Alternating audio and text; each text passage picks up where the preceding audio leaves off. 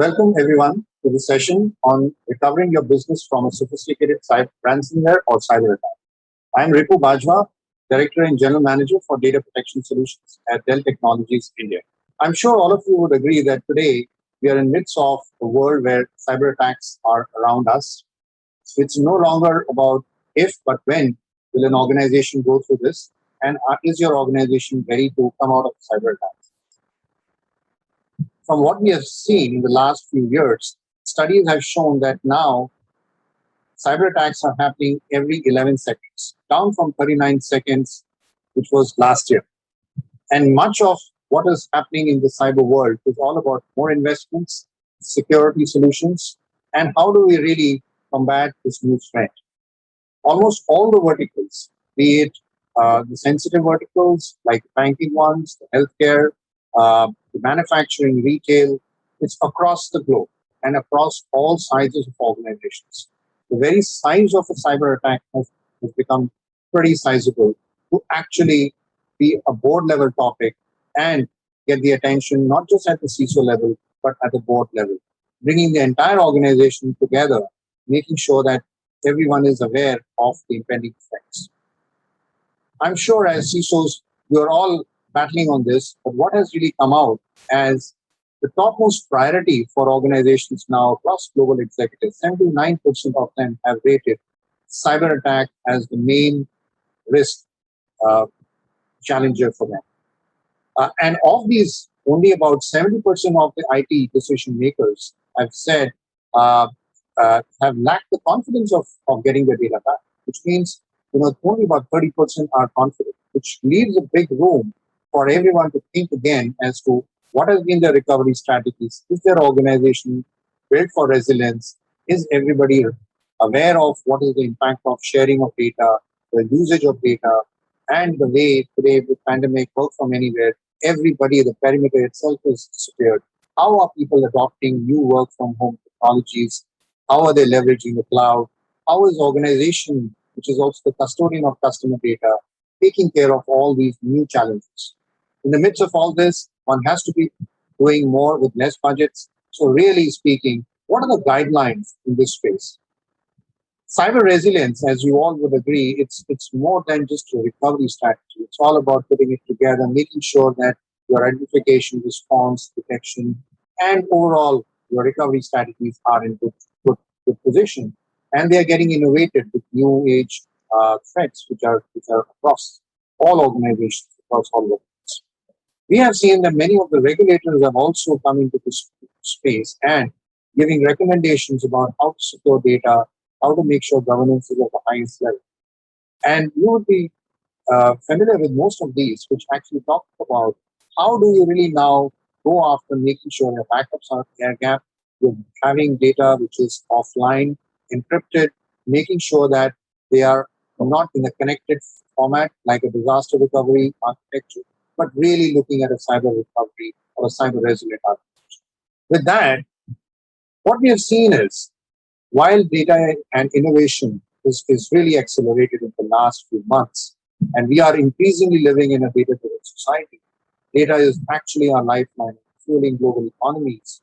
It is important to also see that protection of critical data is also very, very significant because governments, many of the organizations, today a cyber attacker is dwelling in your organization not just for 2 or 3 days, but for about 80 days plus on an average.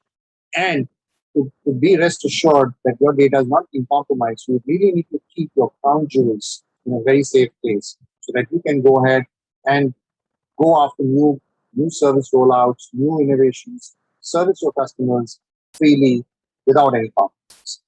So, does really cybersecurity impede transformation and the digital transformation?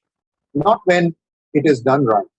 And therefore, having a cyber resilient strategy, which will also take care of cyber recovery and Ethernet, if implemented well, will really enable, will make sure that your security transformation objectives are in line with your overall business transformation objectives. And security is not an afterthought. You don't deploy services and applications and then think about security. You have to think about security grounds up. It has to be right from the inception stage. And that's when we are now looking at zero trust, We're now looking at intrinsic security as a key tenet of organizations' new development cycles, product cycles, or even services. Take a look at what has been the new threat landscape. We've seen all the new threat actors taking various positions. Some of them are coming in with the objective of really taking down your data, making sure you're crippled. Um, People are also coming with various financial objectives.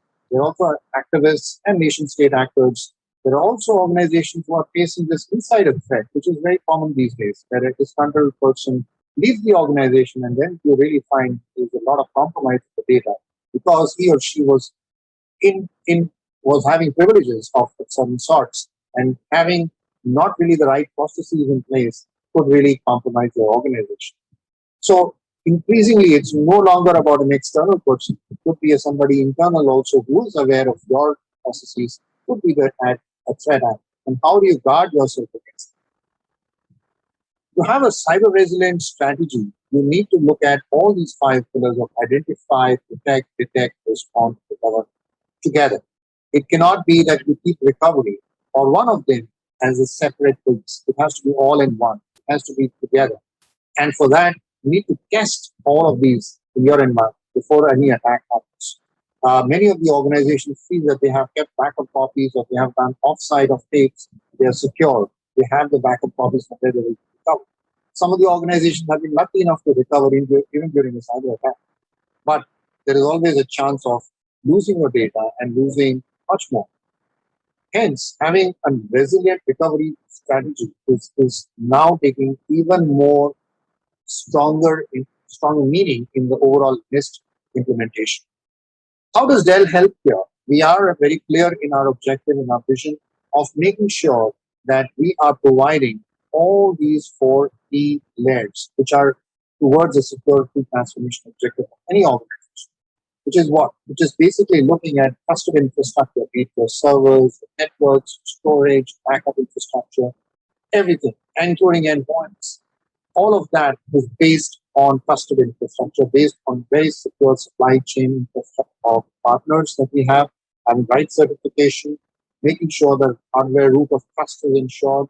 And when we deliver these in various operating models, be it private cloud, be it hybrid cloud, or at the edge, or even with telcos, with service providers, this security is carried through the infrastructure is taking the intrinsic security, which is ingrained in the stack, is offering that. That helps many organizations seamlessly deploy applications, be it traditional applications, cloud native, or even pure SaaS applications, very comfortably on our stack, and be rest assured of its security. And not just that, taking it right up to the device levels, which is where you're doing the compute or the edge, where you're collecting the data. Even at those endpoints, you need the same level of trust being there, and those identities are related to the data itself, to which they are attached, so that you can go ahead and deploy your data on-prem, off-prem, anywhere, or any of the ones. So with this intrinsic security scheme that we run, we make sure that we cover maximum range of the cybersecurity use cases, feature sets, so that we are helping organizations as an end-to-end technology provider to make sure that they look at security the right grounds up. And definitely intrinsic security is the new phenomenon by which you will be leading the next few years of your battle against the threat actors, because this is how you'll be more prepared, more ready to combat any threat. In terms of the solution sets, there are many offerings in each of these pillars of cybersecurity framework, with endpoint, compute, networking, and of course now multi-cloud and services. We run service organization for SOC for many organizations ourselves. And with many of our endpoint security features, we are ensuring with the new work from anywhere phenomenon, how do users seamlessly share their data, be it from devices, the edge, or even the endpoints that they are working from, moves to the core data center and then to the cloud. So the movement also, be it secure at the data level, at process level, or at rest. All these coupled with a very robust strategy to ensure, in case of an attack, how do I recover fast? How do I recover without any strain, without any traces of malware left in my organization? That is how we talk more about the cyber recovery in the cyber sense, where we build in more analytics and making sure that we are able to see the patterns of these malware, be ready for what is the next level of vulnerability that could be coming into our organization. That is how intelligently we build our organization. Hence, if we were to summarize, how do we look at cyber recovery and disaster recovery? The two are different. Disaster recovery, we have prepared ourselves. We have really spent good amount of money. We actually have run operations from the DR side as well. But today, have we actually practiced a cyber drill? Have we really run a cyber recovery operations and seen how fast and how quickly can we come out of a potential attack? And there are architecture level challenges which each have and necessitate that amount of detailing in the architecture design when you look at both disaster recovery and cyber recovery. We'll delve more. We have been actually doing both for many years, and particularly in the cyber recovery phase, we have helped many organizations in the last 5 years with our cyber recovery solution. We're helping more than 750 customers worldwide. We're the number one data protection management software company to understand how to secure your data, be it anywhere, make sure that it is available, it is recoverable, and it is always there, even during a cyber attack. How do we do that? Particularly in the cyber recovery framework, we actually look at how the guidelines are being set. Have we created an automated air gap through physical or logical isolation of your critical data?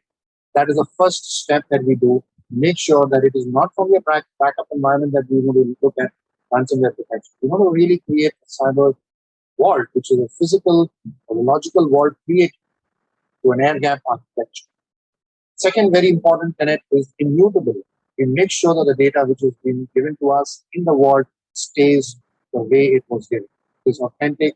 The integrity of the data is never compromised. We run many algorithms. We make sure that the NTP hardening is taken care of, that the data entropy overall is maintained. Finally, at the intelligence stage, this is where the magic happens. We make sure that we are faster than any of these attackers who come into the network, into the air gap vault also, because here what we've done is we've created actual separation and locked those old copies. The gold copies are always retained for a certain period of time. If we run the scanning of the metadata, the full content in the vault, so that we can detect much faster and come back with real reports about what is getting compromised, which is the malware, which is the particular vulnerability which we have to address.